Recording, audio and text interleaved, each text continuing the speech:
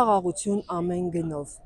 Եթե անգամ հակառակորդի կողմից լինեն թշնամական հայտարարություններ, գործողություններ, կրակոցներ, միևնույն է, Հայաստանի իշխանությունները ընթանալու են խաղաղություն ամեն գնով ուղով։ Ու ինչքան բարձր են գոչում այդ մասին, կարծում են, թե ավելի արժանահավատ է հնչում։ Իսկ ո՞րն է լինելու խաղաղություն ամեն գնով ասվածի գինը։ Նման կերպ շարունակելու պարագայում կարծում եմ գինը թանկ է լինելու։ Իսկ ինչպես պետք է վարվեր Հայաստանի իշխանությունները նման պարագայում օրինակելի դեպքում եւ ինչպես պետք է սահմանվեր Հայաստան-Ադրբեջան հարաբերությունների նպատակը։ Բացենք փակագծերը։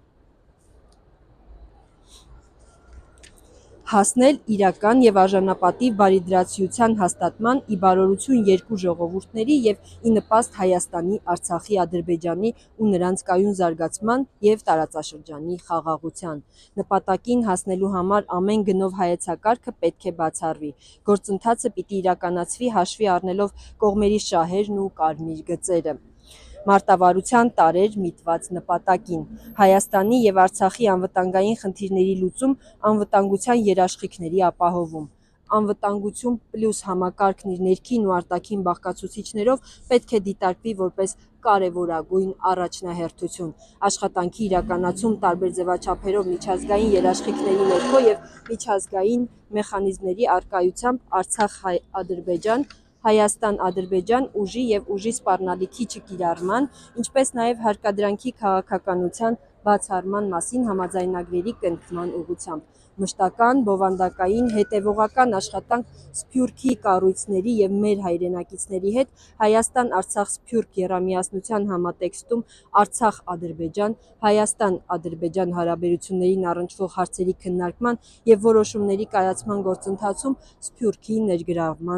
ներգրավման ուղղությամբ, աշխատանք իրական եւ քաղաքակիրթ երկխոսության հասնելու ուղղությամբ, հետագա քայլերի ու գործողությունների ճանապարհային քարտեզի նախաձեռնում Ադրբեջանի կողմից բարի կամքի դրսևորման պարագայում։